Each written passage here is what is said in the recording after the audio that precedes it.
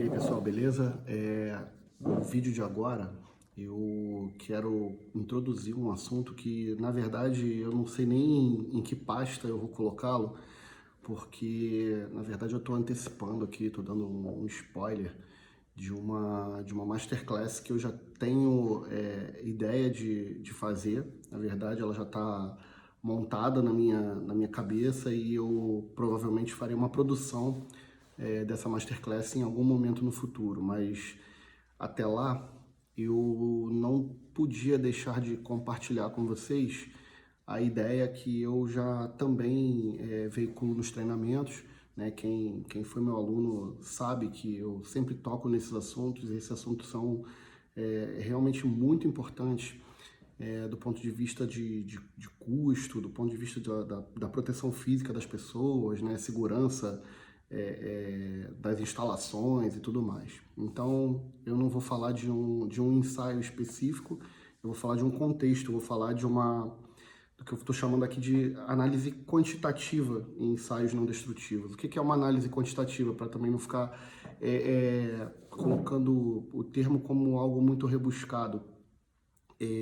Faz parte dessa análise quantitativa a análise de custos, né? Parte econômica, economicidade dos ensaios. E a gente sabe que é uma tendência que os ensaios não destrutivos sejam considerados uma prática cara, né? Seja pela formação do profissional, que envolve custos, né, com treinamentos, seja os custos dos equipamentos. Tem uma série de custos que a gente precisa avaliar. Custo trabalhista para você manter um profissional no time, né, no time da empresa. Então, tem uma série de coisas que são importantes nessa análise de custos. Eu quero, nesse vídeo aqui, até para ele ficar curto, num tamanho que dê para processar aí a informação legal por vocês, eu quero falar de duas coisas importantíssimas. Eu quero falar do custo, eu vou chamar de custo do resultado da inspeção. Tá? Para fazer a inspeção, a gente já tem um custo, né? Colocar uma pessoa em posição de fazer uma inspeção, isso já tem um custo operacional. Mas existe um custo operacional também do resultado da inspeção. Fala assim, pô, como assim, Ramiro? Como é que você está falando que tem um custo o resultado? Tem um custo o resultado. Parte da execução do ensaio não destrutivo, de qualquer um deles, envolve uma questão subjetiva, que é o quê? O julgamento do técnico. Tá? Exceto em casos muito gritantes, onde você não consegue o resultado sem nenhuma dúvida. Fora disso, né, o técnico ele precisa colocar ali a opinião dele, né? O laudo ele leva a assinatura, a responsabilidade civil de um laudo de inspeção não destrutiva é da pessoa, do técnico. Por isso, toda essa questão é muito minuciosa em relação à qualificação e certificação de pessoas, porque a responsabilidade é do inspetor. Claro que ela é uma responsabilidade compartilhada, mas de fato quem executou a inspeção, quem deu o laudo são pessoas, né, são pessoas que vão ter uma responsabilidade final sobre a coisa. Então a questão finalística ali do resultado da inspeção está também nas mãos do inspetor, né, nas mãos do cara que executou também. Então, isso é interessante. O que eu quero dizer com o custo do resultado da inspeção? Porque o resultado pode ser dado de forma equivocada, tá? Então, quando isso acontece, e existe uma possibilidade, né, na questão estatística a gente estuda isso a partir do POD, né, que é um acrônimo para probabilidade de detecção, que o acrônimo vem do inglês, né, Probability of Detection. Então é POD, né? Quem ouvir falar em POD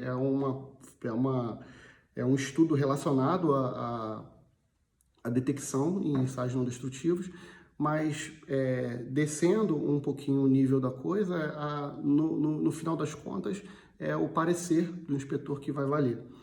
E aí vamos analisar as situações em que o parecer pode estar errado. Quando que o parecer pode estar errado? Ele pode estar errado de duas formas, ou com um falso positivo ou com um falso negativo. E isso tem um custo. tá? O falso positivo, ele é o quê? É falso quando o inspetor diz que detectou a descontinuidade. Então, ele está dizendo que detectou, mas na verdade não tem. Então, ele fez uma avaliação positiva em relação à presença de descontinuidade. O falso negativo é o contrário, né? A peça tem uma descontinuidade, mas o inspetor, o técnico, né, o operador, ele não detectou e foi emitido um laudo dizendo que aquela peça estava boa, né, que aquele equipamento estava bom. Cada um desses tem um custo, tá? Então, se a gente fizer a inspeção e a inspeção estiver correta, né, o parecer estiver correto, ok, isso está dentro do custo operacional, do custo da inspeção, do custo da execução da inspeção. Quando envolve, né, um resultado falso, são custos totalmente diferentes. São custos adicionais, né? Vale a pena ressaltar isso, são custos adicionais e custos totalmente diferentes. No caso, né, do falso positivo, o que a gente faz, né? O que acontece? Quando eu digo que uma peça tem uma descontinuidade, quando na verdade ela não tem, eu vou ter que repor aquela peça ou fazer um reparo desnecessário a priori, né? Então, ao ser detectada uma descontinuidade, né, ou ser dado um parecer que tem uma descontinuidade quando na verdade não tem, você vai gerar um reparo ou uma substituição que não era necessária. Então, vai ter esse custo de reposição ou reparo, tá? Que pode ser, às vezes, muito alto, dependendo do equipamento que você estiver inspecionando ou da peça que você estiver inspecionando. Se a gente estiver falando de plataforma, pode ser o trecho de uma tubulação, uma parte estrutural, um equipamento, né, propriamente dito. E na aviação, por exemplo, também é uma peça fundamental ali na estrutura da aeronave, que às vezes, para ser substituída, requer uma quantidade de mão-hora absurda e o próprio custo da troca dessa peça, né, da reposição dessa peça, pode ser altíssimo, né? Às vezes maior do que o custo do equipamento, né? Em se tratando de aviação, que é a área que eu tenho mais experiência. Então, a gente precisa, né? Obviamente, é preciso ter vamos dizer assim, um comitê à parte, né? Ou pessoas preocupadas dentro do processo de uma empresa com a mitigação, né? A eliminação desses falsos, porque esses falsos podem prejudicar muito o desempenho da empresa. Eu falei só do falso positivo, tá? O falso negativo é quando a peça tem uma descontinuidade e o técnico não conseguiu detectar, né? Então, isso tem uma área específica lá no gráfico, né, na curva POD, né, onde o técnico não detectou. Isso envolve limite de detecção e tudo mais, questionamento da técnica, mas eu estou falando aqui especificamente do questionamento do técnico, do desempenho do técnico, da proficiência do técnico.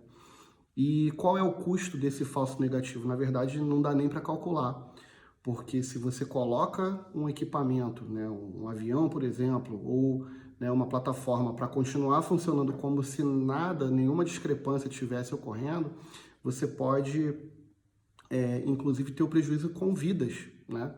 Então, esse prejuízo é incalculável, é um prejuízo que é nível de seguro, né? E para ser, às vezes, detectada a falha do operador, são processos muito difíceis, são processos investigativos muito difíceis e, claro, indesejáveis, né? Tendo em vista o perigo que ele pode gerar. Mas o fato é que nesse vídeo aqui, né, eu queria ressaltar o quanto esse assunto é sério, justamente para colocar aqui um holofote em cima da formação do técnico, da proficiência do técnico, que antes, né, a gente podia avaliar isso como algo que só fosse ser alcançado com muitos anos de experiência, né? Essa proficiência só ser alcançada com muitos anos de experiência. Hoje, né, com essas facilidades que a gente tem aqui, é justamente a minha intenção, claro, intenção de muitas outras pessoas, né, de muitos outros profissionais, mas especialmente do que eu falo aqui, são de coisas que eu detectei ao longo de mais de 15 anos de profissão, como eu já falo aqui.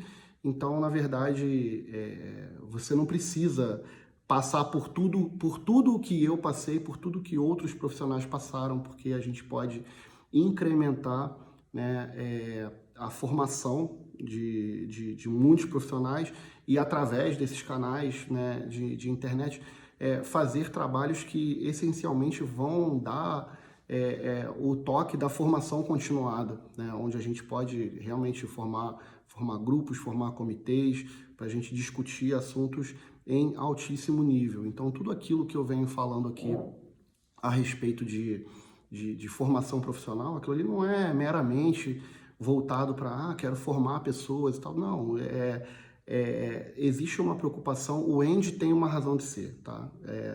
Ensaio não destrutivo tem uma razão de ser, e essa razão de ser, ela tradicionalmente, né, não é dada a devida importância. Eu estou falando em contexto geral, é claro que tem empresas, tem profissionais que levam isso muitíssimo a sério, né, e é com eles que a gente aprende, é com eles que a gente desenvolve processos para ao longo do tempo ir melhorando, né? Melhorando a nossa forma de executar ensaios, melhorar as normas. Então, assim, é um processo vivo que precisa de muita gente pensando naqueles problemas.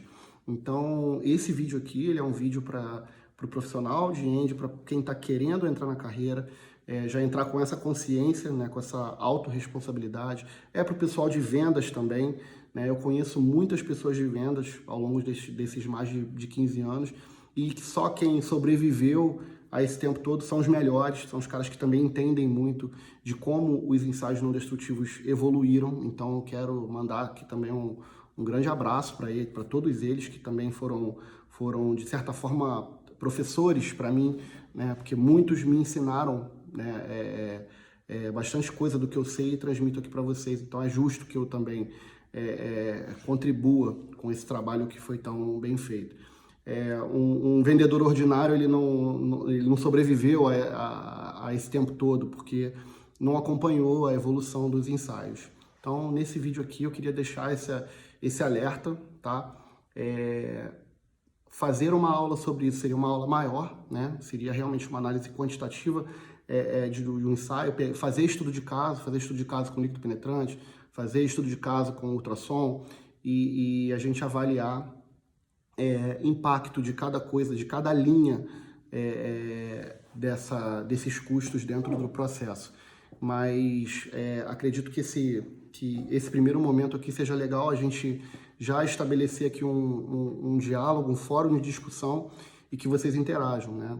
Distribuam esses vídeos, né? Indiquem amigos para assistir. Eu vou colocar no YouTube também, vou colocar no Instagram.